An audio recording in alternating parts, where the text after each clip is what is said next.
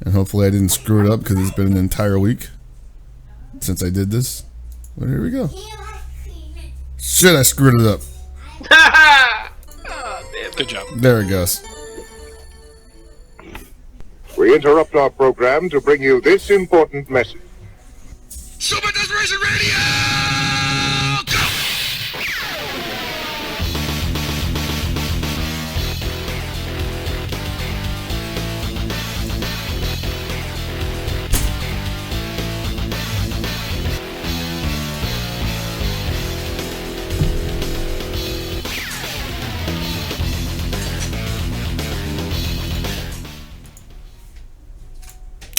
Hey everybody, welcome to a new exciting episode of Super Desperation Radio that totally is not screwing up from the start. Yeah. I'm not Couldn't even get the first sentence Couldn't out. even get the first sentence out, couldn't even get through the intro, and then just realizing that the date on the ticker is wrong, and the ticker is also not scrolling, and holy crap, I am It's rusty. October 24th, 2016. Hey guys, Halloween is next week, hey! Check it out. Look, you can't fault him, alright? Guess we'll be off next week again. He's in like a very crippling depression from, his former team. Just Former team? Former team. What are you talking about? Did you not say you're done with the Niners? I never said I was done with the Niners. I said, in fact, I will pull up my Facebook post right now where I said I love my Niners, and I will see everybody in the 2017 draft. Like a minor league team. Not even minor league, man. Minor league at least can listen to the directions, Look, man. Chris, you're part of the nation now. Okay, you've been a part Of of domination. the nation. I know, I get it. No. We're no longer a nation of domination. We are a nation of Raiders. Yes. Wow. I'm not a Raider Nation guy. I never will be. You're definitely a Raider Nation. Not guy. Raider Nation. You can't make me. You can't make me. So you see this jersey, everybody? This jersey is kept in the family. All right. This was sent to one random llama, or it belongs to one random llama, and then it was put on Hell Pockets, and now it has been bestowed upon me to give to a friend who will. He ain't talking to you no more. By the way, conveniently, he ain't talking to you no more. Oh, okay. He's been like, oh yeah, who the fuck is Gibby? I see. I don't want to visit that guy. You got to make him wear it because it's not fair that I had to wear it and he's not wearing it. It's okay. Don't worry. Like I don't care. I don't care if we all go down together. Luca has to hold that bet, Exactly. Together we ride. Together we burn. So it was great because I was trying to lure him to SCR with hope, with like hey, let's hang out, let's have fun, let's do this. Oh yeah, I'll see you there. I'm like, sick. He smelled it too. He's like, oh man, Gibby's trying to lay that on me. And I was just gonna. He had no idea. I was gonna dump it on him. He still doesn't know I have it. And he doesn't watch a show, so he still doesn't know I have it. Trying to spring that booby trap, man. So once Super Arcade opens, Super Arcade, man. You think we won't talk about that? That's depressing. We won't talk about that. What we will talk about is what is it? Is it back in '72, Chris? Is it back in? What's it back in '72? Back in '72, Bob Seger. Back in '72. Oh, right? Back in '72, Bob Seger. Yes. Yeah, the Raiders are back to 7-2. Great, it's amazing. So happy. Fuck you. Disappointing. Was the last time that happened in 72? Yeah. Actually. No, didn't they win a Super Bowl in '83 or some shit? I don't remember, dude. I don't pay attention it was the 80s. I don't pay attention to American football, man. I don't know these things. Why do you call it American football? It's the only football on the planet. Let's move on. Yeah. Anyway, we've been off for a couple weeks and a lot of things have occurred. We had a major development yesterday at one Red Bull Battlegrounds. Well, we actually had a couple big SF5 tournaments, really. I mean, you want to talk about Canada Cup being... Right, yes. Yeah, Canada Cup. Canada Cup was obviously, I guess that was our last Western Premier event that wasn't a regional final, I guess. Yeah. overall, it was actually a pretty huge tournament in general because there was a lot of things coming to a head there. You know, you had Capcom Cup Premier event. You had a King of Iron Fist tournament ranking qualifying event there, I think, too, right? Yeah. And you had a King Iron Fist tournament. And you had KOF. KOF Cup. Qualifier there. So yeah, like Canada Cup was probably the tournament you wanted to be at if you wanted to, like, you know, get into one of the postseason, as I'm going to call it, events. And yeah, we should be calling it now. It is the postseason. It's pretty much postseason, yeah. And boy, was it was pretty damn vicious, you know. I believe Shanghai took KOF. Actually, Shanghai did take KOF again, pretty convincingly, of course. Pretty much proving that the only real challenge for him so far has been Reynolds. He hasn't played me yet. Oh, it's true. He has not played you, and he recognizes your dinosaur, and he respects. I don't know why he respects, but he recognizes it. He recognizes it, and he agrees that it is the best dinosaur in the world. So, so it's between you and Cane Blue River, right? So, no, it's not between me and anyone. It's just me. These are from this is direct from Shanghai. All right, directly from Shanghai. Shanghai has given you the what would you call it? What kind of rub would it be? I don't know. The Yagami rub. Shanghai says Cajun rub. The Cajun rub. I quote Reynolds, by the way. This character is bullshit. So there you go. Reynolds agrees with Shanghai. That dinosaur is the best in the world. I cannot say anything about that. Also, we had the I didn't get to watch a lot of Tekken, but I did get the parts I did catch were pretty hype. I don't know who ended up taking that. What was it? Punko again, or was it? I didn't get to catch any. Canada Cup? Yeah, Canada Cup. Yeah, I want to say he won a Canada Cup. Okay, so at this point, I think it's pretty safe to say that not that Punko has given up on Street Fighter V by any means, but he's definitely embraced Tekken 7 as like a very viable option for him to play competitively. Well, because they removed Akuma from Street Fighter, put him in Tekken. So now Punko is playing a Street Fighter character in Tekken. Yeah, no, he's not a Street Fighter character in Tekken. He's not in Street Fighter, so he's now a Tekken character. But now they're putting him back in Street Fighter. Yeah. And now there's a Tekken character in Street Fighter. Is his V skill going to be electric Twin Godfist? Yes. That would be cheap. Be a little cheap. Or he'll just summon his V trigger. He summons Kazumi's Tiger. You know. All right. So I'm being told that Punko has said that his Tekken career is over after the announcement of Kua being a Street Fighter. Yeah, no, he actually he tweeted that out. Holy shit.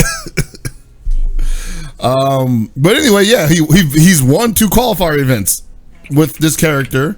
I would say at least ride it out until the end of the season, please. Oh well, I mean he's gonna be there. Yeah, he's got to be there. He's this week in San Francisco, Chris. You gonna be there? So it's on. So apparently there's a last chance qualifier on Tuesday, and from what I'm told, it's kind of a clusterfuck in terms of how many things are happening with that. Like what I was told, and I don't know if this is true because it didn't make any sense to me when they told it to me, but they told me that it's just going to run tournament after tournament after tournament until. Yes. Well, they're going to have to because there are so many open slots. Okay, as according to the website, the last chance quals actually happen on Wednesday the 9th. There are 20 spots total, and there are 11 people who have qualified. So they got 9 spots to fill. The North American qual, obviously Punko is not one of those finalists. The people who are currently qualified are Geesemaster, Brawl Pro, Mr. Naps, Zero the Shadow, Circa Anakin, Rip, Kane, Circa Speed Kicks, BXA Cody, and ITS Jackie Tran. And this last weekend, the last Wizard World event, I believe it was won by ITS Princess Ling.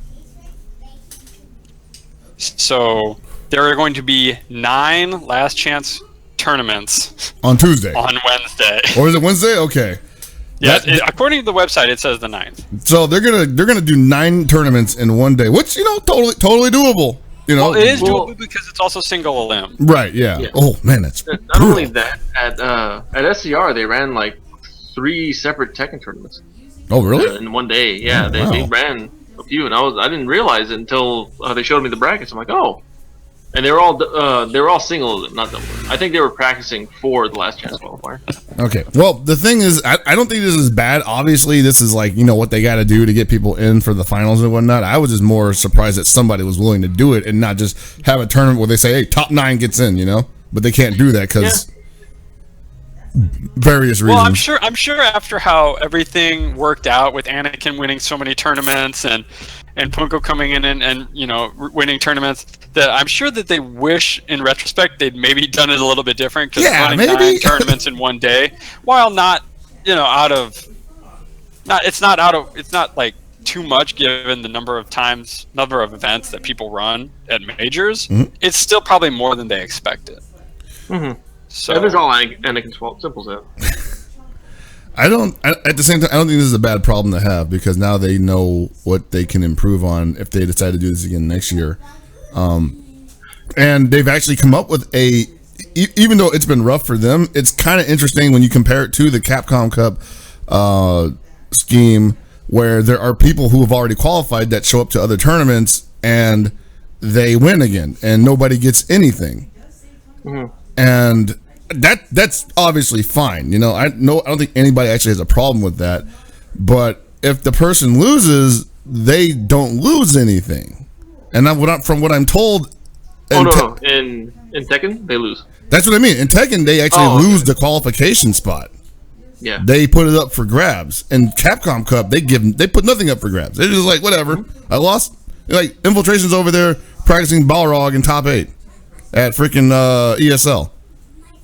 He has nothing to lose, literally, except for like whatever his entry fee was. Well, he already made it back. He's in top 8. Mm-hmm.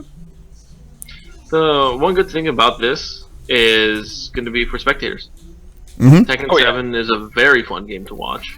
Right now, to me, it's the most enjoyable game to watch competitively. I haven't seen a single Tekken 7 tournament that I haven't enjoyed, and every time it comes on, I'm glad to see it. It's fun. It's great. It's exciting. Yeah, I asked the Hado Rick on Twitter if they're planning on streaming all the LCQs, and he said he wasn't 100%, but they might be. So that'd be really cool as well. And what's weird about this is that people like this date thing. So a lot of people are saying last chance quals are tomorrow, but the website has the date as Wednesday.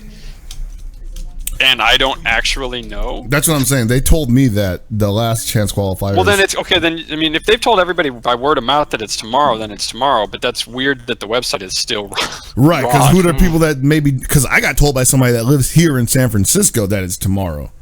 Yeah, I was told by multiple people who are a part of the event that it's tomorrow. Well, then it's tomorrow. But that's really that doesn't mean it's out there. Yeah, let us confirm. Let's ask some people. Because and I mean, I thought it was a little bit weird at first that it was during the week anyway. But I remember, what was it? It was 4 or 5 years ago when they did that Soul Calibur World Championships in Vegas, and that was the middle of the week. So yeah, I definitely think they run that through the middle of the week, but at the same time, like on a Tuesday, like yeah, maybe like I guess I'm just too used to the idea of our event being on Friday to Sunday, because I think so many people are is the thing. Yeah, and it's a weekend thing, but at the same time, like I kind of get it because in San Francisco, the weekend ain't that special. So, well, and trying to run stuff on the weekend in San Francisco is probably the most money ever. Yeah, especially where they're doing it at, like Ruby Sky. Like, it's not the best place, but I mean, it gets a lot of people on Friday, Saturday, even Thursday. Shit. Paul, what's the website you're looking at right now? Shoot me a link. I actually put the link in chat. Oh, I'll shoot you the link. Nah. So I'm hoping that they clear that up right now, because what if there's like people that aren't coming out here till Wednesday and they want to? I assume that everybody. They gotta know. Right? I mean, I assume if you bought tickets, that probably has the correct date on it. So I think you're probably fine. It's just weird that the website doesn't. Well, let's see. I'm asking Mark right now on Twitter. See what we get from that. Because I gotta wonder how many people that are expecting to show up to this thing. I want to go. I do wonder because I know there is a huge it's kind of like you can buy actual spectator tickets and everything like that. So yeah, I wanted to check it out, but unfortunately, it's just on a day that I'm working on midnight, and then Wednesday is a day I work till 7. So yeah, it's a little tougher for me to like just jet out there real quick. But I might check it out. Okay, Markman saying last chance qualifiers is tomorrow, and the tournament finals is Wednesday. Okay, so there you go. The actual website is wrong. Good job. Not the first time. Won't be the last. No, it won't. But God, that's pretty bad. We got to do better. Oh, what's man. funny is they've been updating the website with each of the Wizard World website's right. winners. It says 9 and 10. No, the website is right. It says right here, last chance qualifier tournament on the 8th, and North American Grand Finals on the 9th. So, did you scroll down all the way to the bottom to look at the dates? Yeah. What the fuck? It says November 10th for the tournament. Shows 9 for me. What? All right, so screenshot this right now. I just want you to Paul screenshot it and then refresh the page. And that would be weird. Yeah. I mean, I'm okay. Because if what I think is happening, I mean, there's nothing wrong with that. You know, you gotta fix stuff on the fly sometimes. So I'm gonna put it in the Twitch chat. I would laugh if it actually has just randomly been updated. So that's what I see right now. It's in the Twitch chat. Okay, let me see.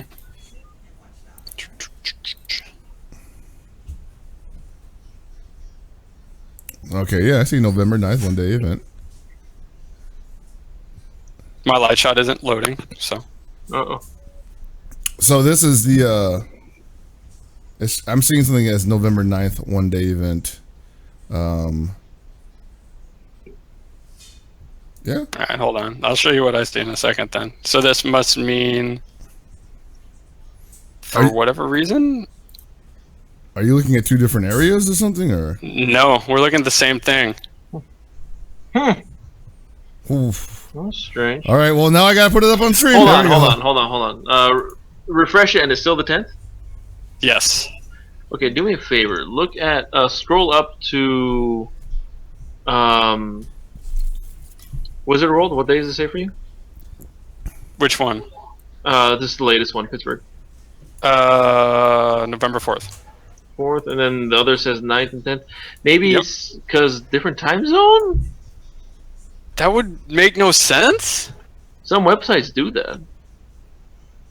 I don't know why it would do it. It still wouldn't make sense. Alright, let's go look at the code to the site. Yeah. Oh man, that's interesting. Alright, never mind. But see, now it's even weirder. Is at the top it says it has where you can see the motion video. It actually says North American Finals November 9th. So there's something going funky with that. That's weird. It might be a cache issue, I guess. You know, maybe it could be. Doesn't show up for everybody like that. Well, obviously something was changed on that thing. That clearly, you know. But that's bizarre. Yeah, I've never seen something like that before. I haven't either, which is why I was mad confused. What? You're like, look at your play ticket, like, holy crap! I wish I was going. Hell, man, that's gonna be a lot of fun. But. Oh man, I'm afraid now. Like, what if people are seeing what you're seeing, and they're like, well, see, that's what I'm wondering. Is anybody else seeing? Yeah, man, that would be weird. And then they're like, well, I guess I might as well come in on Wednesday because I've already qualified. Hold on, let me see if I can. And then I'll just show up Thursday the 10th to go to my championship part. I'm gonna send this to Mark and see if he can. If he can figure out what's going on. What the hell, man? SDR does it again. You're welcome. He'll be like, "Hey, we're guys." We're breaking the internet right here. He'll be like, "Hey, I'm just commentating it, okay? Leave me alone. Leave me alone."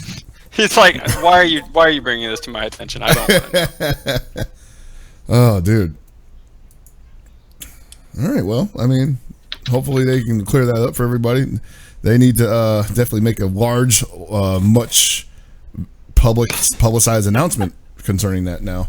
Well, I mean, it could just be a weird thing where, like you said, there could be some weird thing about, like, region. I don't know, man. That doesn't make any damn sense, though. No, it doesn't. Yeah, I mean, I've definitely seen stuff where it just, like, will have residual updates on a website based upon if you clear out your cache or not, but, yeah. Nothing that egregious. No, I've never seen something like that either. I've got Anthony in my screenshot. I forgot. Anyway, other than that, we had Capcom Cup's premiere event at Canada Cup, and then we had. So we kind of talked about this, but when I started watching the North American regional this weekend, I was really confused that people like Tokido were allowed to enter, and I started kind of going into it, and it's like I still don't understand how all of like the Red Bull events work with like the Pro Tour event, and I was like going through it, and I was like, none of this shit actually makes sense. Like it makes sense, but the rules are really flimsy. Like if this is the North American regional qual, then shouldn't only people from North America be allowed to play in it? Yes or no? Yeah, that's a little odd. So, I mean, I guess in the end it didn't matter, but. I think they just want to keep people. They want to keep it so everybody's included. You know, nobody wants. They don't want a situation where somebody from a certain region qualified to be in the finals and they can't even stack up against the rest of the world because they didn't play anybody in their regional finals. You know, which is a valid concern of theirs too, because they're definitely in Capcom Cup finals have had a history of there just being some huge blowups like. That sometimes you saw him coming, sometimes you didn't see him coming. You know, they're trying to minimize that as much as possible. Basically, Capcom Cup Finals wants like just barn burners every stream, every match needs to be a barn burner. And they need to like protect that as much as possible. This doesn't necessarily like guarantee that these people that qualify will produce like great matches in Capcom Cup Finals. As far as we know, maybe KnuckleDu will choke. You know. It definitely wouldn't be the first time. But I gotta feel like that they kind of left everything a little ambiguous and open like this because they wanted everybody competing together and just kind of sharpening their teeth off of each other. And if you can end up getting a qualifying spot over one of the already qualified players, then you run into Capcom Cup with a ton of momentum. I understand that like you said, they kind of obviously wanted the highest caliber competition on each event, and there's some merit to that, especially because you don't want people just like randomly like going and there's only a few people and somebody who otherwise wouldn't make it gets in. Right. But you still should, like, once people qualify, they shouldn't be allowed to play anymore. And you need because this whole like, well, now we got to go to the points, and some of the points events, like, it's a mess. Well, this is where when I was saying earlier, well, the way Tekken was handling it actually was kind of more exciting for me as a viewer, because the Tekken qualifiers, if they show up to another qualification event, they got to put that on the line. And I was like, like, obviously they're probably not going to do it for Capcom Cup, especially not now, probably not next year. But yeah. I feel like that at least kind of like, makes things a little bit easier for them, A, and B, it kind of gives viewers something else to watch because there's something on the line there, more than money, more than like, national pride or whatever the hell is like going on there. But like, I don't think it's a bad idea. I think that's very fun to watch. No, I thought that was an interesting way where you basically have to risk something if you want to actually have the potential to take a spot away from people. Yeah, I would even say I I would even go as far as to say is if you've qualified for an event, qualified for an event. I won't even go anywhere with that joke. If you've qualified for an event, you should get free access to every premier event, but you gotta put your premier spot on the line. Yeah, I think that's totally fair. I think overall, once you started to understand what was going on in the Capcom, like once you break it down, it's really not that hard to understand. But the thing about it is at first glance, it's more than I think people want to do. Like nobody wants to actually sit down and like figure the math out for all the different events. Like, well, let me see. If I go to these ranking events, I can do this and only have to go to like you've created strategy and meta basically for going to events. Yeah, and that's kind of real sports. That's kind of real sports though too. At the same time, like I mean, not necessarily. There's just in real sports, there's only one type of event. You know, it's like you have a game. It's like there's certain games in the season. And you just got to win more games than your opponents. And you just got to hope that you don't get a crappy schedule. Yeah. So. But there's also a lot, at least from like the fan point of view, there's a lot of like, man, I hope we don't run into these people. We should avoid this, and like like you said, there's a strategy involved in this that goes beyond actually playing the game, and at that point you're just avoiding the players, you know. Or not so much even avoiding the players, but like avoiding like putting yourself in a situation where too many of these high caliber players are in the same space, and if you're feeling uncomfortable, then you may not want to do it. That's basically what happens, and that's how you end up with like, you know, certain people have already qualified not showing up to events. And then on the flip side, you got guys who are just like, I don't have any reason to show up. I'm just going to keep training, which is what Tokido and Infiltration were doing for most of the season. Yeah, and I know that, you know, a lot of events missed those two guys because those dudes were regular mainstays last year. Yep. But once they qualified, they were just kind of like, I'm cool. And even without that, there was like, even without the whole idea of losing their spot, they still didn't want to show up because they were busy working on shit. And I don't think it hurt anything. I don't think it hurt like, you know, the TOs or anything. I don't think it hurt the events. But I kind of can't help but feel like maybe somebody who was like, you know, deep in marketing or something was like, oh shit, like so-and-so is not here, like Tokido's not here, Infiltration's not here, like thank God Momochi's here, you know. I think that kind of is the issue at hand, is that the reason that all these players can play in all these events is so that each tournament can still look big. Like, hey, you know, it's like if Tokido could only go to one event and then he was done, well, that means, you know, that's one less high-class player who might show up to an event, and nobody wants to run 2 Street Fighter V tournaments. But there's got to be a way, because they had done that in the past, where it's like, oh well, if he wins, then the next person in line. But there needs to be a way where you can get around that without just creating. I mean, it's created issues both ways, like when it passed down, or then when it didn't pass down. So there's got to be a middle ground that maybe that nobody's figured out yet, but it's a hassle for players, I think. Yeah, I mean, it's tough, and a lot of people thought it would just be fixed by throwing a ton of money at people, but at this point, you know, we've got the money, now the logistics need to be fixed, and shit's scary as hell. Oh yeah, it's like talking about Tekken. Tekken's was a lot easier to manage because it had so many fewer events, and there's only one type of event. Yeah. So it makes it a lot easier in that way. You didn't have like scoreboards and point boards, but at the same time, like we were talking about, there's a lot more involved with Street Fighter. Yeah. And we're kind of,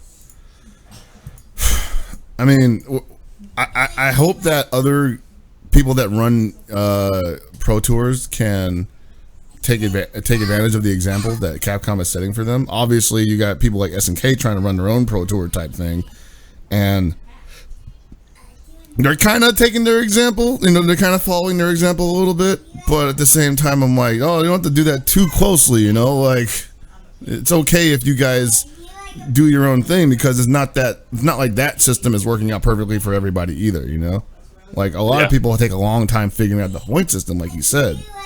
And I don't think that necessarily means that the point system is bad or that people are stupid, but you want to minimize that, basically. You want to minimize that question mark as much as possible so that all your players and all your viewers, all they have to do is just show up and, like, sit down and watch or play. That's it. Yeah. I don't think they've done that yet.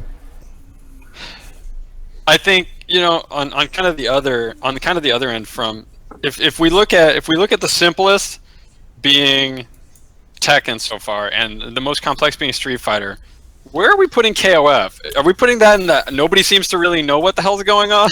Well, this go ahead, Gibby. I have to go to the bathroom, but when I come back, boy, do I got a lot of things to say about that. So the problem with KOF is no one knows what's going on at all. Canada Cup, Shanghai won. Shanghai already qualified at SEAM, and he went to SCR. He also won SCR, and Reynolds qualified because he got second place. And then Daco got second place at Canada Cup. However, there was a bunch of confusion as to who qualified. Everyone said Daco already qualified at some random event that no one heard of or knew existed in Hong Kong. And there was no confirmation of this. Apparently, Daco told someone that he has no knowledge of himself qualifying anywhere else. So the word right now from that I'm told by people at Canada Cup is that Daco qualified, because people were trying to say that Vizio qualified since he got third and Daco already qualified. Now, that sounds like a really shitty situation to be in, right? You know, it's just all kinds of bad. No one knows what's going on for sure. Nothing's really public. All we know, what we know 100% is that Shanghai and Reynolds and the player from Mexico, whose name escapes me right now, are qualified for sure. I'm going to go ahead and assume Daco qualified at Canada Cup. That's 4. We don't have a list of events. We don't have rules. We don't have a location for finals. We don't have a website, right? No website. There is nothing at all. So it's hard, you know. People want more information. People are trying to figure out other ways to get in and do stuff, but they can't. The only events that were announced as qualifiers that I can think of off the top of my head was a day before that Mexican tournament. The day before was when it got announced as a qualifier, and a lot of players were upset. Several of the Mexican players went to other tournaments, or some of them went to CEO Tapu because it was that same weekend. And I know plenty of them would rather have gone to that tournament to try to qualify. And yeah, they got screwed over because of last second announcement, and then they also announced SEAM, Canada Cup, SCR. That's it. We don't know what else is going down. All right, so I'm assuming you're talking about how we have a lack of communication on their part on what. More like a lack of information. I mean, lack of everything. Lack of everything. And people not knowing if they're actually qualified or they're not qualified, and like the whole situation with Daco was what Gibby was talking about. So, what is the situation exactly? Sorry. Oh, do you remember the Canada Cup situation where everyone, no one was sure if he qualified for getting second place there?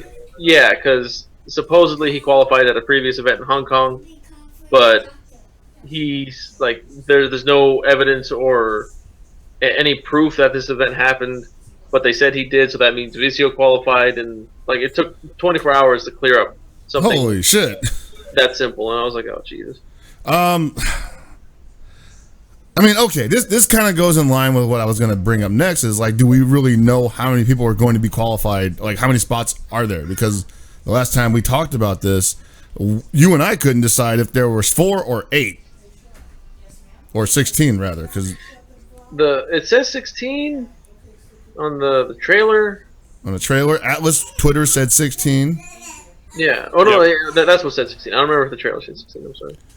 I don't think the trailer actually gave. I don't think the trailer gave a number. I think the Twitter when they tweeted about it, they said 16. Yeah, and as far as I know, that hasn't been taken down yet, and it hasn't been corrected. And if they want 16 people in, they're totally capable of doing that before early 2017, as they said. But what events are they attaching themselves to in the meantime? Obviously, there's probably going to be one at NEC. Is there? I mean, I say obviously. Nothing's been announced as far as I know. I'm just trying to not clench my butthole too tightly right now. I just want to have some kind of security here, and they're not giving it to me. Don't say obviously. I'm just gonna just build myself up on it, Anyway, so the best choice for them would be to attach themselves to NEC to not only get another qualifying spot, but also give some love to the East Coast, because I don't think all of East Coast was able to make it up for Canada Cup, and there's a lot of players over there that would like to qualify, I'm sure. But other than that, we get stuck completely in the dark, and probably the biggest problem revolving around this is that there's next to zero hype about this at all. Yeah, there's really I think people can't get excited because they're not sure. That's what I mean. Yeah, we can't. Yeah, do it. I'm definitely. I think everybody's just kind of. I hate to say it, but I think everybody's just sort of same old SNK. We have no information. We don't know what the fuck's going on. I mean, I just want to see it. I want to know more about it, but at this point, I'd be like, well, it's happening. So when we get to it, we think it's happening. The way I look at it is that SNK has kind of been not doing so hot recently in terms of their games, and the way the esports and competitive gaming climate has really changed a lot. This is kind of really their first foray into sponsoring their own stuff, so there's going to be a lot of shortfalls because I doubt that they really have the appropriate staff in order to accommodate these kind of things on a wide scale. So they're kind of going in dark.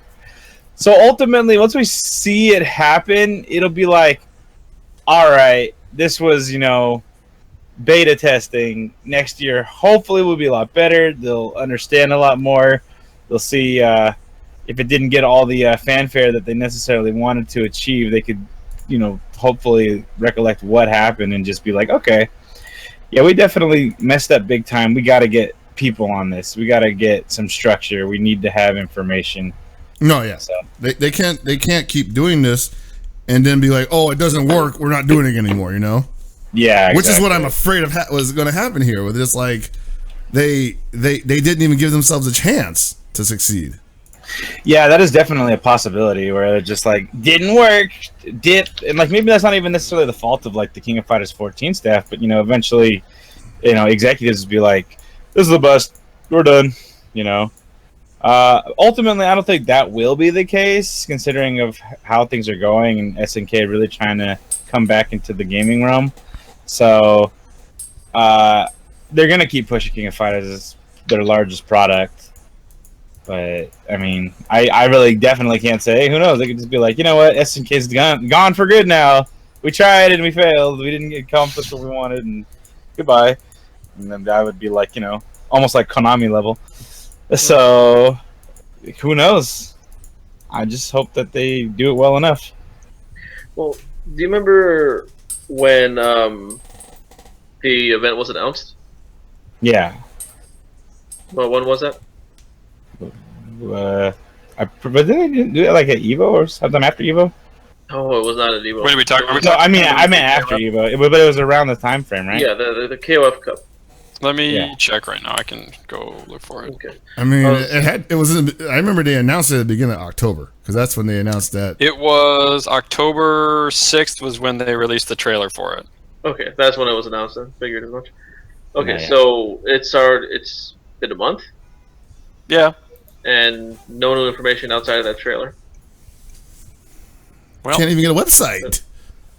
A Yeah, placeholder. No website. But hey, what is it? By the end of the year, SNK Playmore will officially become SNK again. Mm-hmm. So That's just enough time for us not to know what the hell is going on by the end of 2016. Well, no, you don't. You're looking at it the wrong way. SNK Playmore is not telling us what's going on. SNK, however, just might tell us what's going on.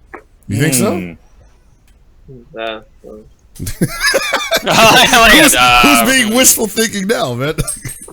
I'm not wishful anything. I'm just saying things. Can you say that you're the king of wishful thinking? I mean, I am, because I'm literally thinking that SNK will just randomly drop like an information bomb on us like within a week and let us know when this is going to happen, where it's going to happen at, how many more spots that are available, how you can qualify, who hasn't qualified yet, despite, popular belief.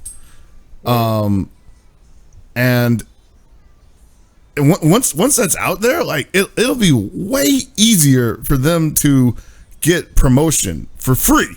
They don't have to pay anything for it. Like there'll be people like at Super Desperation Radio or Ultra Chin, or maybe even Avoiding the Puddle if Eris gives a shit. They'll be talking about this and people listen to them. Right now we can't talk about anything. Right now we can only talk about how the fact that there's no information there.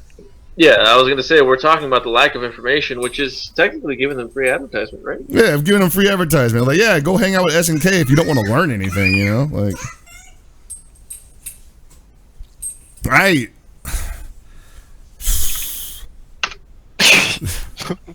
I think that's kind of where we have to leave it, because we just don't know anything. Yeah, and I just want to like add a note that I'm a KOF commentator, and I want to work with these guys on their official thing, because I think it can make the event great, but I'm still a fan first, and I'm a viewer first, and I don't want this to fall flat on its face, because I think it could be better than that. That's all this is, Like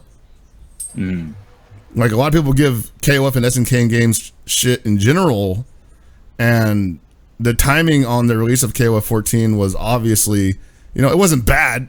I don't think anybody will say that they released it at a bad time. It just kind of feels like the decisions they made afterwards were just a little like, hey, why don't you let this game marinate for a little bit, Mm-hmm. Yeah. So, anyway, yeah, that's where I'll leave it.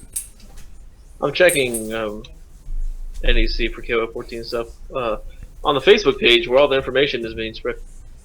So I remember seeing a post here saying someone was working on something big for KOF. It's going to be announced soon.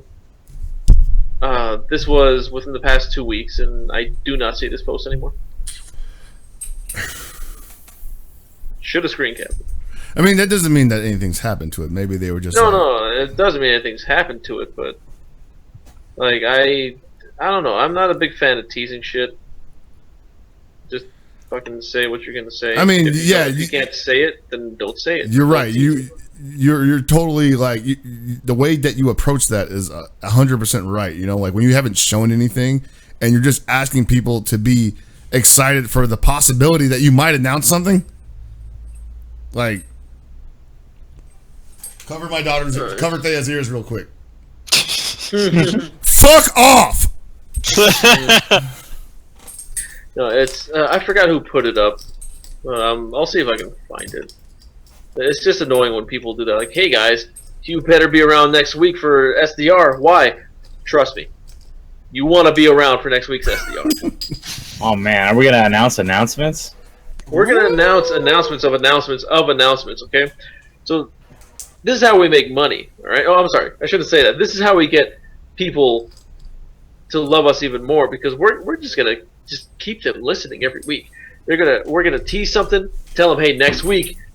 Big announcement next week, and then again the following week. Oh, the big announcement next week. What was the big announcement? The big announcement was the big announcement next week.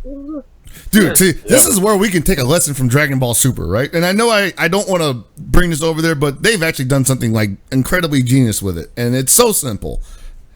In the last 2 episodes of Dragon Ball Super, we've had some major developments, and at the end of the episode, you see the credits, they roll the preview for the next episode, and for the entirety of the run, they've had like your standard episode preview, where it's just like, hey, here's a character discussing, random shit over scenes from the next episode, and then you don't really get anything from it. But in the last 2 episodes, they literally show you like what's the big reveal. And at first people were just like, oh man, no, why would you do that? I don't understand why, you would tell me that this is going to happen there, and it's almost no reason for me to watch the episode now, but I'm going to do it anyway, And then they did it again in the previous episode. Shows fucking Super Saiyan God Vegito. All of a sudden, like, the entire internet is abuzz with it, because that's all that's all they can talk about now. And so there is, like, some level of merit in, like, telling people what you're planning to do when you plan to do it. That's all I'm saying. If you tease something and you tease it right, fine. If you tease something just by saying, "Hey guys, big announcement coming up soon," say that's stupid. Yeah. If you want to say, like, "Hey guys, big announcement coming up soon," and you show off something stupid like that, you're good. It's a good thing I didn't have my phone on, because there was definitely a picture that can't be shown on stream. But yeah, it's annoying. It's really annoying. It's especially bad when you're just like, here's my announcement, and our date is somewhere in the future. It's like when they're like, Red Dead Redemption is coming in 2017. I'm like, what the? I don't fucking care. Yeah, like, what the I fuck? really don't care. Oh, and Eric, it's a year from now at least. Like, who gives a shit? How about you don't have commercials for something that's not even coming in the next 6 months? I can't even buy it, right? At least show me a video that I can play repeatedly, So, continuing on this is my last SNK KOF theme. So apparently it was announced that the Chinese premium edition of KOF 14 is going to be slightly different than the one that was released both just in the rest of the world in general. It said it was maybe, right? I'm not sure. Well, I mean, they said it was maybe, but they're offering some pretty convincing evidence that it's possibly true.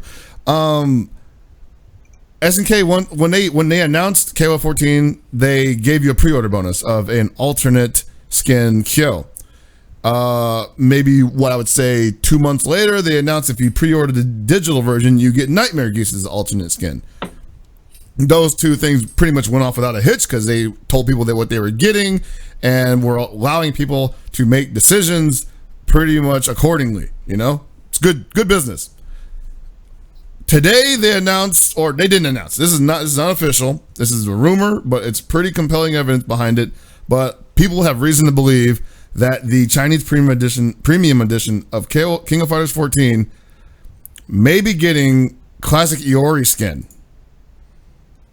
Get to the team, because he put two T's in it. I don't know why. You gonna post the evidence, or? Yeah, I'm posting the evidence right here. So I'm gonna zoom in on it real quick, and I think the evidence is largely centered around the fact that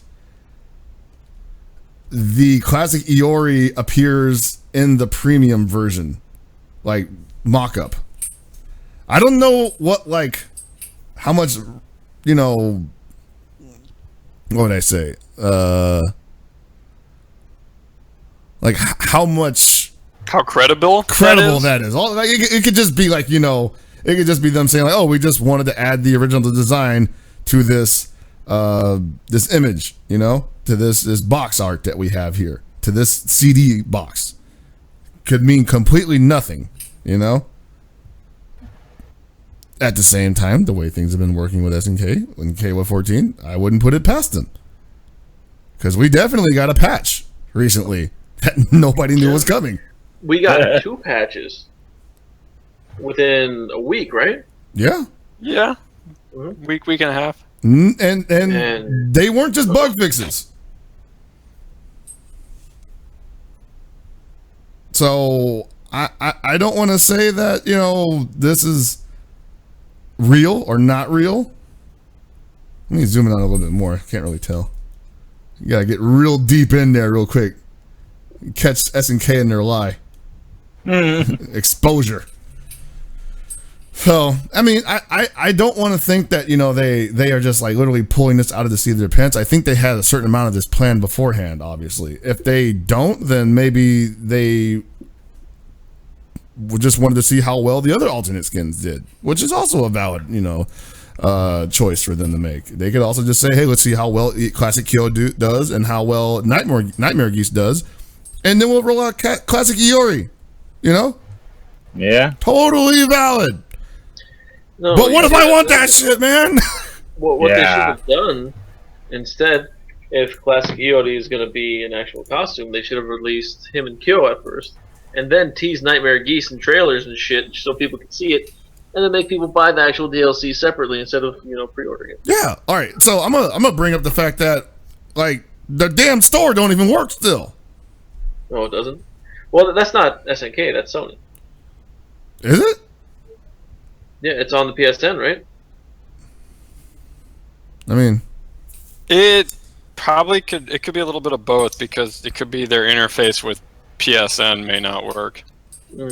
But I haven't even messed with the store or anything like that, so I don't know. every time I try to use it, I can't get into anything. And now that they're actually offering, I mean, I'm assuming it works now because they're actually offering the ability to buy alternate skins. Yeah. Yeah, like they apparently Nightmare Geese is up for grabs. Oh, I was Yeah, wondering but about that. both of them you can buy. I figured you could just buy it through PSN. What you buy it in game or some shit? Is that what you guys? No, like there's a store. Well, the link, the option to go to the PSN store is just like it doesn't work because there was nothing for sale. There was nothing on sale. So I'm assuming that at least now when you click on it, it'll take you to the PSN store and show you what you can buy, and those would literally be the only two things.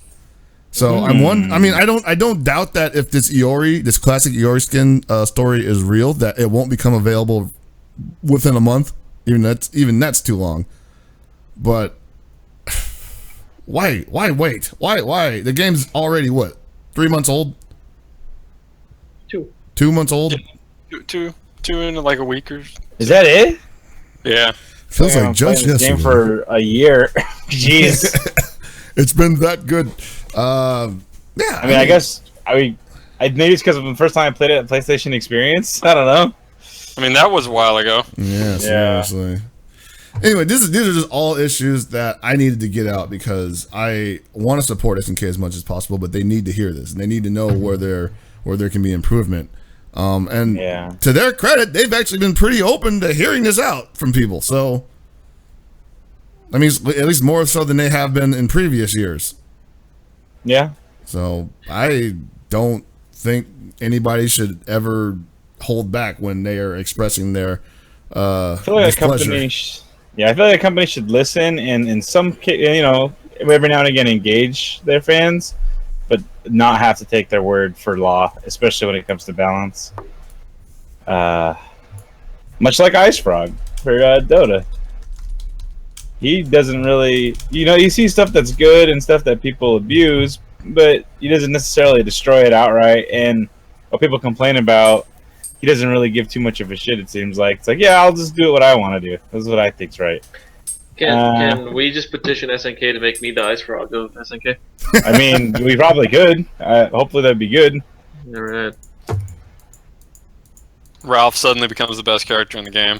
I'll be fine with that. Ain't no problem with that. I mean, as much as I don't like playing Gibby's Ralph, I'm actually okay with that too because I'm used to playing Ralph when he's a good character.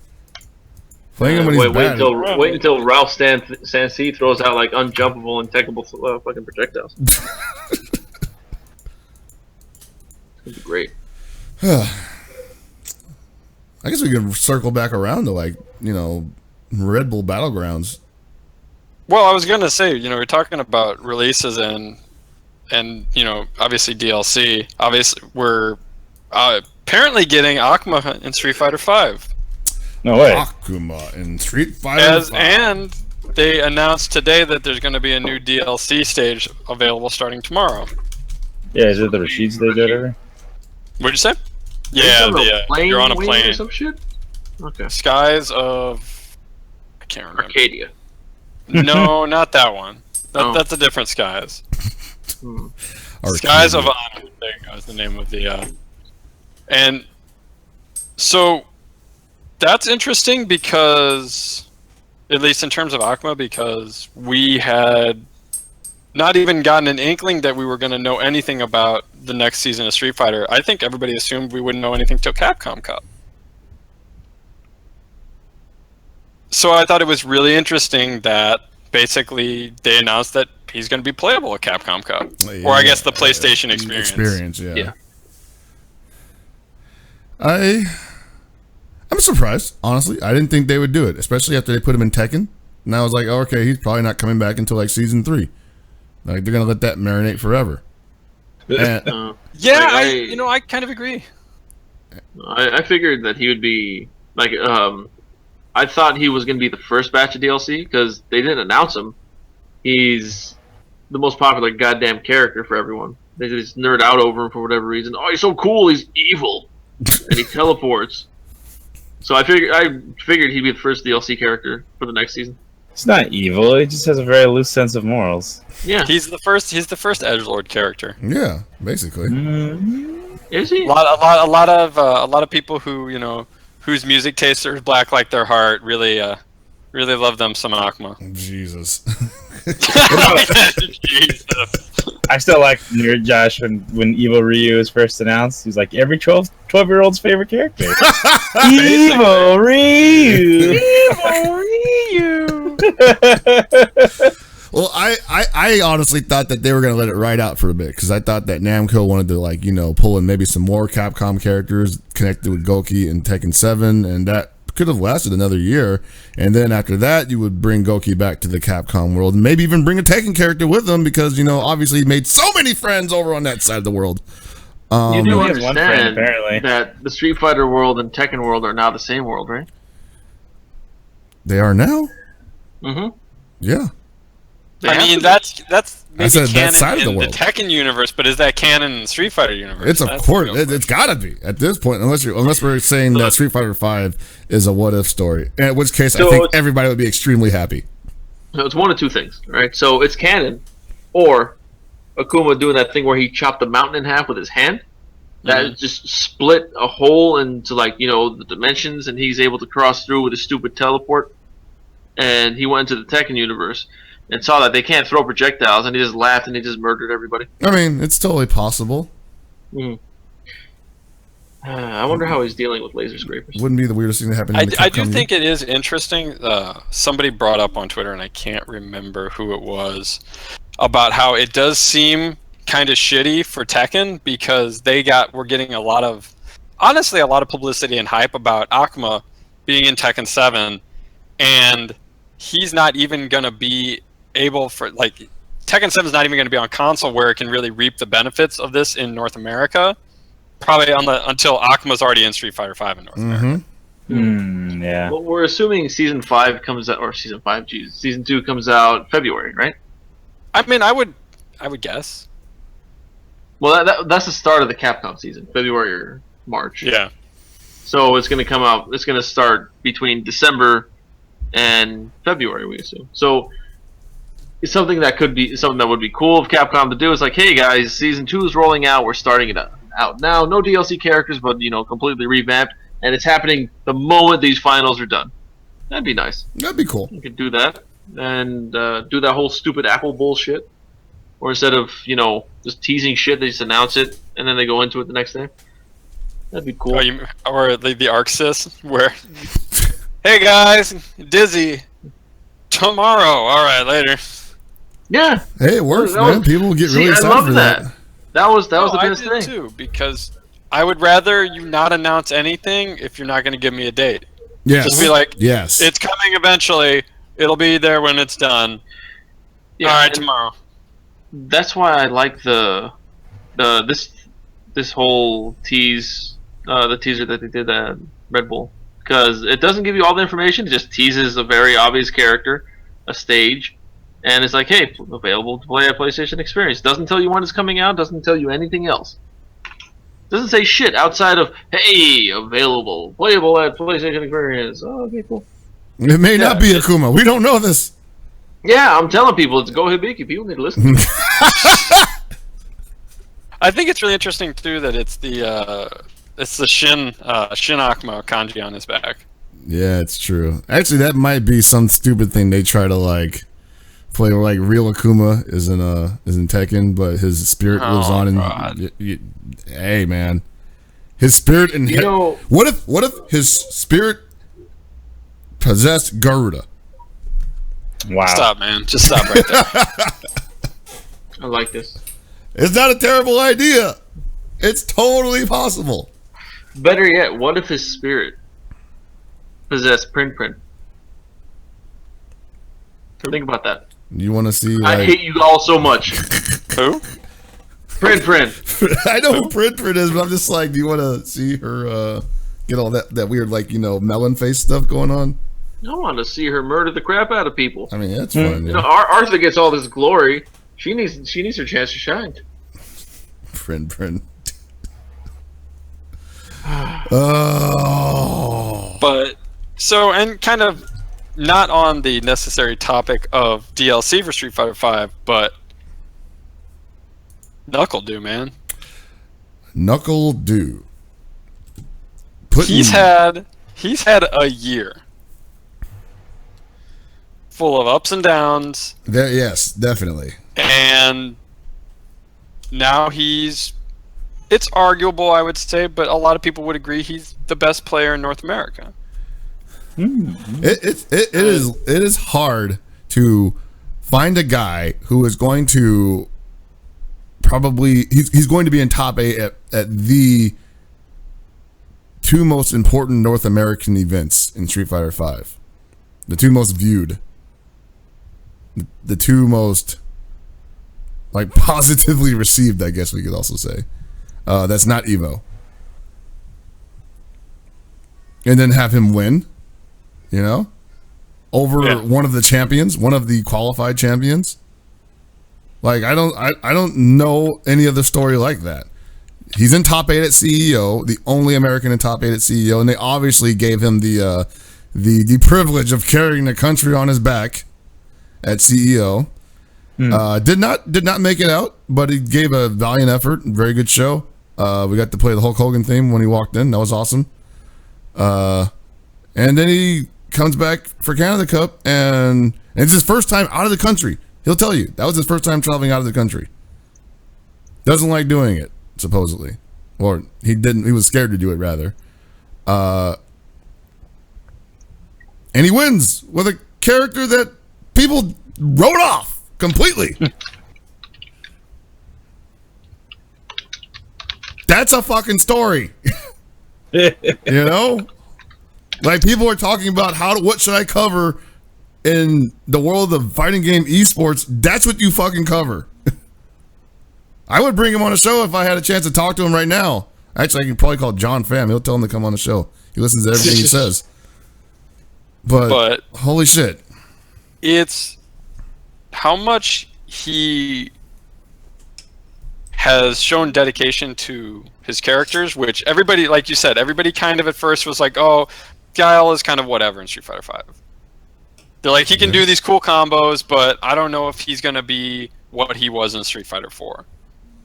And Du has pretty much proven that this character can work exactly the same way if you choose to play very patient. Yeah. And this is a game that a lot of people would say it's harder to play patient in. Because Street Fighter V is a more offensive game in a lot of different ways. But he has just played so smart and so well. And it's been fun to watch.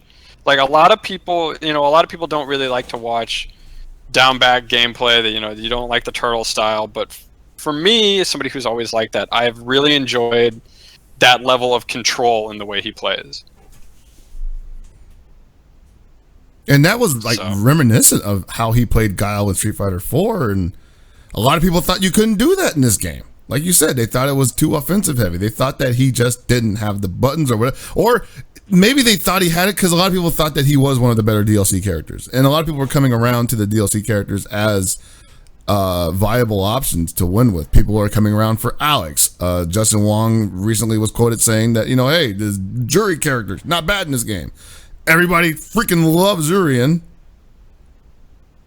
I think Urian's the only one where people have stayed pretty high on him even since he got released. Because he was obviously good, Everybody else has kind of had their sort of the wave, where it's like people are up on him, down on him, up on him, down on him.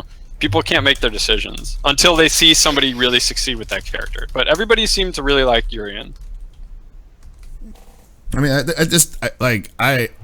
I don't think that, his victory is more so a testament to how Guile plays. I just think he just knows that character, and he spent enough time with him in this game to feel comfortable with it, and he it works for him. It worked perfectly for him. And he definitely did some soul searching character-wise the entire season.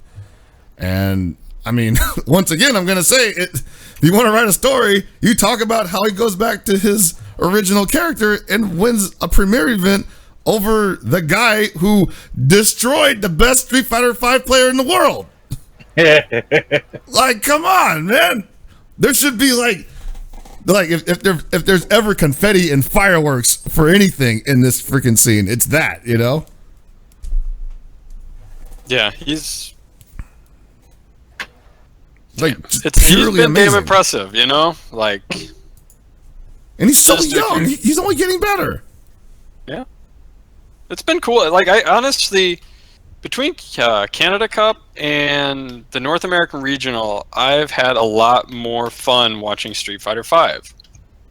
And I just think that on one level, I think the character variation's gotten a little bit higher with the new DLC characters being played more at the higher level, because now people have had the time with them. And I just think that the level of play is getting better too. And that was inevitable. And I guess you could say that after a certain amount of time that we would have probably been used to this level of play if there wasn't something like Capcom Cup happening. If we were still just like a completely community ran event, we probably would have, discovered a lot more at different intervals, because there wouldn't have been nearly as many events that we had eyes on. So I'm excited for next season, honestly, not just because of the characters, but because people are finally feeling good about the game. I mean, people are still bitching, obviously. You're never going to end that, but there's still problems, and I think that's worth always having on the table. I think there's a difference, and I kind of saw some of this with the Akuma or the whoever, if it is, if it's not Akuma, it's randomly Violent Ken reveal. That people are just like, I can't believe people are getting excited for this, blah blah blah, rootkit, and it's like, yeah, these are all problems that everybody has accepted, and there's not anybody who plays this game or pretty much follows fighting games in North America who doesn't know about the problems that Street Fighter V has. Mm-hmm. That doesn't mean you can't still be excited for the game or for new characters, or like, I don't know what it is about the scene or scenes in general for anything. Music, movies, sports, that people just really enjoy shitting on other people's fun. Yeah. Like, you just can't let anyone else be happy.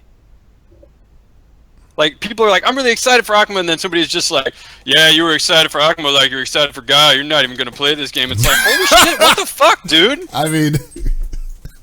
like, just, like, it's cool. Like, let people just enjoy the moment. Yeah, I don't know. It's really weird. Like, I mean, I really don't care that much either, but I'm not going to take the moment away from anybody else. Like, that's cool. We're going to see more characters. We'll see the game play out. I mean, who knows how it'll be from here going forward. It'll definitely be Street Fighter V still, but, look at Street Fighter 4 and how much they've expanded upon how that game kind of played out from start to finish. Yeah. And, yeah, like, man, if you look at 4 Arcade to Ultra, how much that game changed...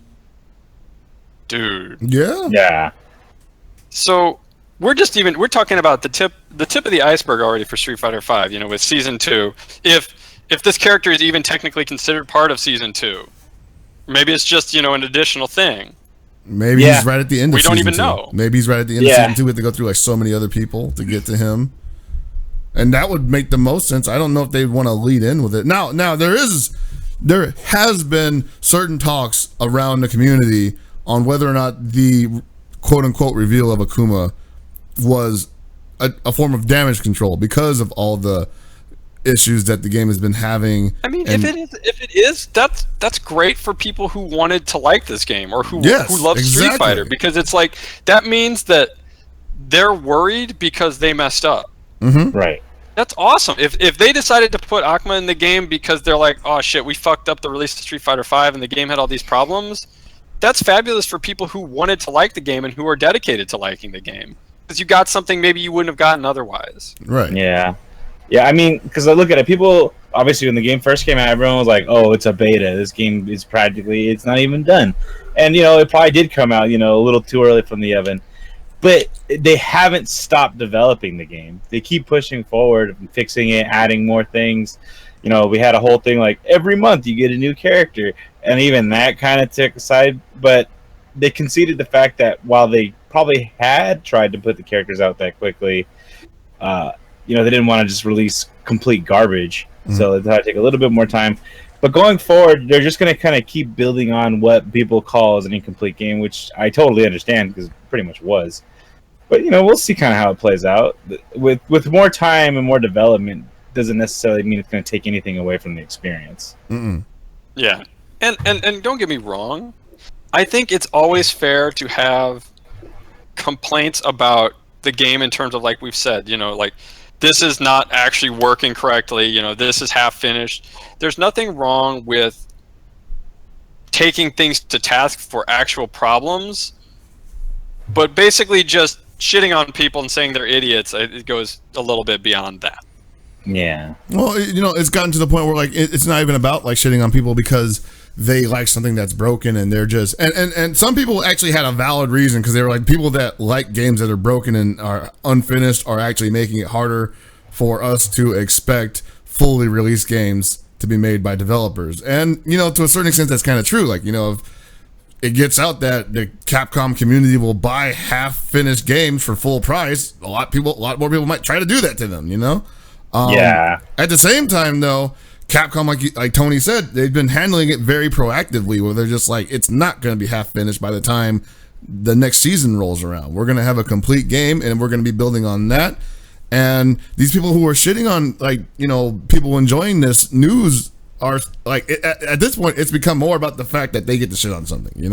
Like you're shitting on somebody because they have to fix something and they're fixing it. And you're saying, well, they shouldn't have had to fix it in the first place. Well, fucker, they did. Yeah, I mean, that sucks that this was the conditions that this game had to come out on. Yeah, but I just want to say, like, Hell Pockets can definitely relate to what Capcom's going through because he botches the intro all the damn time and everyone gets shit for it. So that's why he's so passionate about this. I didn't even try to fix the damn thing. I'm just like, whatever, we're going through it. It's going to be a great episode regardless. You're just holding forward, man. Simon Belmont style. Yep, man. Got to keep going forward. We'll fix it in post. But yeah, like when you see people just like at a point where they're just like, well, Capcom's like bringing out Akuma so that people forget that they released a half-finished game. I'm like, fuck off, man. Come on. Yeah, look, if you don't like Street Fighter V, feel free. But when you are actively just being like, Street Fighter V is so bad, and I want you to hate it too, and it's like, where do you get off? Like, it's always the unsaid "you're a moron for liking it" that always comes with it.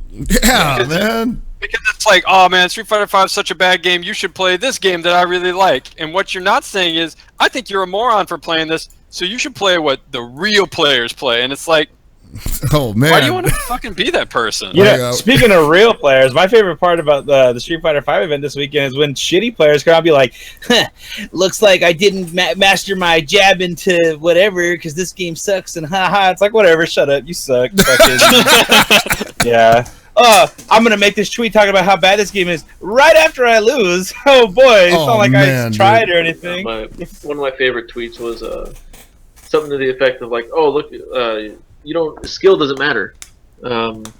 Skill doesn't matter. Years of dedication doesn't matter. What matters is just the randomness." Randomness. I got bored. I'm like, okay, let's just look up. I looked up results. Most of the people that are taking top 8 in all these tournaments are people who have been around for over a decade. Like, it's fucking consistent too, right? Imagine that shit. People are just mad that they're not good at this game. Like, they're good, but they're not at the top caliber of this game. And you know what? I'll admit it. In the past, I said similar things about Street Fighter 4. I thought the game sucked, and I had exactly stupid, petty reasons for it. But when you look at it, as time has gone by, I realized that's just... I didn't like it, and I was unable to actually say that in a way that was not just petty. You get caught up in that shit. I couldn't actually move into actual reasons. I couldn't say what I didn't like about the game, so I just shit on it. But it's like, if you look at games going back to Street Fighter 2, Street Fighter 3, Street Fighter 4, Street Fighter 5, some of the people who are on top have been on top in every single damn game. Yep. So, believe me, the skill set to be good at these games hasn't so wildly varied. Yeah. That it's a completely different experience. This game is so shitty. This game is so great. No, like, there are variances, and maybe you don't like some things about one game or another. That's fine. That's totally understandable. Certain games will play in a slightly different way that maybe it won't feel right to you, or maybe you won't be able to get into it the way you could. That doesn't mean it's a bad game. That means that you can't adapt to it, or that you don't like it. And that's okay. That's okay. It doesn't have to be bad because you're bad at it. Right. I mean, don't get me wrong. I'm still not the biggest fan of Street Fighter V. I'm not sure if I even will play it when the new stuff comes out. But I enjoy watching it. Sometimes it's really not that big of a deal. No. But yeah, if you're just out there sad that you're getting like 16th at every tournament when consistently in your Street Fighter 4 career you keep getting 16th, maybe that's your problem, not necessarily the game's problem. Hey, I got top 8 once, okay? Uh-huh. In Street Fighter 4, I got top 8 once, but I can't get The top 8 in Street Fighter the standings 5. of the players are pretty much the same these days. Yeah, it's just people want a reason to complain. It's like, well, you know what? I'm not winning. Why am I not winning? This It's game's not my bad. fault. It's the game's fault. Fuck you, Captain. Did you know how good I did in this It's the previous children game? who are wrong. Yeah. And if that's the case, play something else. Oh, what's the matter? They can't. That's the other problem. Is that there's other options out there, and they're like, well, I don't want to play other games. I want to hate Street Fighter 5. Yeah.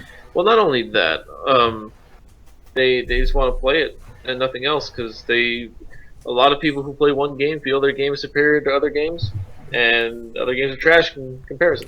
Yeah, that's another thing. They don't come out and say it, but Oh no, a lot of them do come out and say it. Great. Or the best is like, hey, the people who play my game are the best players in the world, or some dumb shit. Like, okay, good for you guys. Good for you. And I hate when people say shit like that about their game. yeah. It just makes me think of like being young and being dumb. Well, that's what we're it really dealing with does. here also, by the way. We are dealing with some I want to people point that are out younger. that 3 of the people that are saying these things are in their mid-30s. Yeah. Chris, we're not talking about people who are young. We're talking about people who are just dumb. I mean, I said there's a lot of people that are just young, and I mean, I'm not saying that they don't get it because they're young, but they just don't get it, and they're young. So there's probably a chance for them to change. The guys who are in their mid-30s and have been doing this for a decade and are still complaining about the same shit, yeah, they might be dumb. So, yeah, no, so here's the problem, is that you got all these people in their mid-30s saying this shit and are, fucking stupid. And then you got the young people who listen to the stupid people, and then they take that, as obviously like, oh, well, this person's been here for such a long time, so they must be right, without rather forming their own opinions. So, they're all young and dumb. So ultimately, it boils down to everyone's dumb, but me. Now go set your house on fire.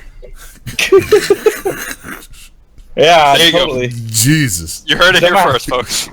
Set my house on fire, and I'd also like to borrow $7,000. That's cool. We're bringing it back, huh? Just gonna borrow it? The throwback. Oh well, you'll get it back in some lifetime. Might not be this one. Whatever happened to that guy? He complained about losing at Red Bull on Twitter. Really? I'm pretty sure. I think I saw something like that.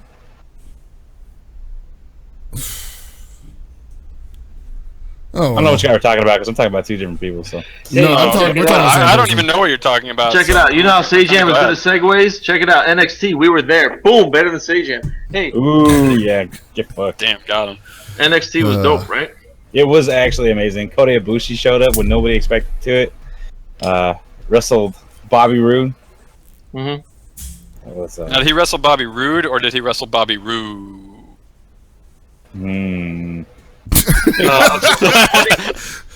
According to the group of people that were sitting behind me and Sanchez, his name was Glorious Butt. This man had the glittery booty, alright? It was just like serious shit. You just see his ass just flashing because of all the glitter on his ass. And I'm like, what is this shit? I want to see some. This is not good. I couldn't get any good pictures. It drove me nuts. I mean, I got good pictures of the man's ass. I'm more mad that they waited to bring NXT to the LA area after I moved. I was legit heated about that shit. They found out you left, like, oh, he's gone, let's go. I know, they exactly what happened. They're like, God, that asshole's gone, Jesus. They're pulling heel heat right now from you. Yeah, At least I got to see PWG before I left, but come on. Speaking of which, I had no idea, but apparently like a week or two before that event, Roderick Strong got signed to NXT. Yeah. So I got to see him. I saw him first at PWG, and then I got to see him at NXT, and boy, was that great. Like, I was so happy. See, I was happy to see him there too, but what upset me is everyone in my section was like booing him. No one Really? wanted him to Everyone in win. my section was just yelling, "Let's go, Roddy!" Me and Lewis included. And boy, Like, serious shit. There, you had the No Way Jose guy like hitting him. Everyone's like, ah! And then Roderick does something sick, and everyone's like, boo! Fuck you, go home. I'm like, what the fuck is wrong with you people? Gotta chance shitty little boots at him. no, but like the best part about that though is just like I essentially the match was maybe like 10 minutes, maybe 15 or whatever at most. I definitely like lost my voice immediately after that because I was cheering so hard for Roderick Strong because I was like, I've seen this guy before. I love this guy, and he did so well. And like he has that really stoic look. If you ever see him wrestle, you know he's kind of got like a very seriousness to him, and like he had that the whole time walking in and out of the ring. But right at the very end, as we were cheering for him as he was walking right by, because I was sitting right next to the entranceway, that last 2 or 3 steps, you could see him with like he broke character a little bit. He had a smile. And he was like, "Yeah," and you know he was really excited. He's and like, then people fucking like me. Yeah, and then like we were cheering for him too. He's like, "Yeah." I'm like, that's what I like to see because that man's just really clean with his, the way he does everything. No, he's a great wrestler. He's also a great heel though, because man, when I see that guy come forward, I'm like, fuck this guy. Yeah, that guy is amazing heel. That's why he always has that really stoic heel. Like, I'm better than you, and I'm always gonna be like better than you. Fuck you guys, you know. Damn. Yep. So, it's so good. He has that. He doesn't need music telling people that he's not like that. Mm-hmm. Bobby Roode, you fucking piece of shit. Overcompensating for your lack of, you know, Roderick Strongness. Yeah, it was great because I saw a bunch of people that I recognized from Family Fun, Super Arcade, Evo, just different tournaments, different arcades, and I knew some of these people, but most of them I didn't know or didn't like. I see them all over the place. I just don't know their names. I've never really interacted with them. And I'm like, shit, there's a ton of FGC people here. Goddamn. And the crowd was also full of PWG marks too, because it was in LA. Oh yeah. And yeah, I want to say the venue was like what, maybe 1,000 people? Yeah, it wasn't a big venue. 1,500 tops, and it was good. Like our seats were not yours, Anthony, but the section Sanchez and I were sitting in wasn't the greatest, but it was good. That's what's important. I was sad that we were a little further back because they actually had moved where our seats were on the floor plan for some reason. Like we were in row K6 and like we saw K1 through 4 that was right across the way, and they're like, "Oh, K6, yeah, we moved that. You're over in the C section now." I was like, "What?" We walked over there. We were back like 5 or 6 rows, but we were right by the entranceway. So while I would have preferred to sit on the other side, it was fun. Yeah, we were almost like we were on the floor, almost on the last row, but it was still fine. Outside of like one dipshit in front, like directly in front of me, that just kept moving around. It's like he knew which way I was trying to look, and he just blocked me. Like, this son of a bitch. And then the piece of shit leaves his sweater on the. He's drunk as shit. And he leaves his sweater on the chair. I just grab it for him, give it to him, and he's trying to give me a high five. I'm like, shit. So Let's just give him the high five. I reluctantly just went. Should have put it on the sweater. wipe my ass with a sweater? Or that's fine too. Okay. And then when he high fives you for it, you just slap him in the face. Well, yeah, the thing I didn't know is that this was going on the same time some pay-per-view was going on. Because I don't pay attention to stuff going on with WWE. Yeah, it was. Was it Sunday? Yes. Okay, yeah. Then Hell in a Cell was Heck in a Sec was going on. Oh yeah, that was weird. I thought it's like we're at NXT, but Hell in a Cell's going on right now. What? That's kind of you weird. guys saw the better show. Yeah. I won't say that Hell in a Cell was bad, but I don't know. Like Raw has just really been. It's the epitome of whatever. Like, if it's on, I'll occasionally watch it, and sometimes not even then. SmackDown's the better show by far right now. So, Which is weird because people were at first they saying like, "Oh man, Raw's got all the real talent." I mean, they did, yeah, and then they did nothing with it. Nice. Now you've got. I mean, I don't hate Chris Jericho and freaking. Wow, I can't remember his name. Jericho and Owens are easily. That's easily. They're chewing the scenery, right? They're making that shit work. But oh, dude, for sure. Who are they supposed to go up against? You know, like, like they're not at this point giving them any compelling shit to do. They're just entertaining because they're entertaining people. Mm-hmm. And then there's the whole Goldberg thing versus Brock Lesnar, which. We didn't get enough of that torture the first time? People were just like, oh, remember the last time they faced off? And I'm like, yeah, and then they just shoved each other for 5 minutes and somebody threw a punch and the other guy fell over and then Brock Lesnar walked out with a case full of beer and flipped everybody off. Look, Goldberg and Brock does not interest me at all, but I do think that a lot of the fan base will enjoy it, so I'm like, okay. Whatever works. If something actually happens, sure, but it doesn't inspire the most confidence is all. Now, obviously, there's a much better situation going on here than there was the last time they met, where Brock was obviously on his way out and Goldberg was just like, whatever, you know, was on his way out too, actually. Yeah, you know, he was like in out the outdoor. So yep, they're both in here doing the exact same gig. Part-timer, they might actually have to, you know, move around a little bit. That would be entertaining. See. Obviously, from what reports are, Goldberg's just here for one match and then he's gone. So, I mean, I assume that just means he's going to put Brock over because he won the last one and then just leave. Yeah. And just he'll be the big name for Hall of Fame next year. And woo! I don't care. And they're already advertising Royal Rumble and Survivor Series hasn't even happened yet. It's like Christmas. Only a couple weeks. It's like Christmas though. It's like, hey, look, man, don't even talk to me about that. I got Christmas decorations already up all over my house. Wow. You are what's wrong with this country. I didn't do anything. That's the thing. I walked in and I was like, oh hey, I see the Christmas decorating has already begun. So you're pretty nice. God damn it. See, you do that, and then like my daughter sees that, and she's like, "How come our lights aren't up?" And I'm like, "Are you kidding me? I haven't even carved a turkey Your yet." daughter knows what's up. Yeah, she does. Awesome. God. Christmas lights are a hassle. Oh yeah, that's true, but they're also awesome. I think the hassle outweighs the awesome. Well, that's your choice. That's your choice, Ebenezer. You have fun with that shit.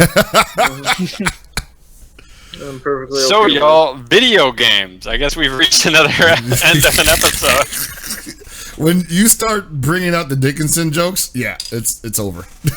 Pretty much. Anybody got anything? Oh, I just want to hit one final note. Skullgirls has reached 6,000 pre-orders as of the other day for limited run. I believe it's if they reach 10,000, they will add the Japanese voices. Yeah, they're gonna patch them in. I don't remember, what the exact number was, but all I know is that I already pre-ordered it. I just want to bring up something else, somewhat related to this. But remember to remind Mike Z that he promised me and Gibby a part in Indivisible, and apparently mine's a speaking part. So no, both of ours are speaking. We're both speaking parts. In a grunt or something weird. Yeah, I'll do it, man. I do it all the freaking time. I DM Mike. No, hold on. Let me see what day this was.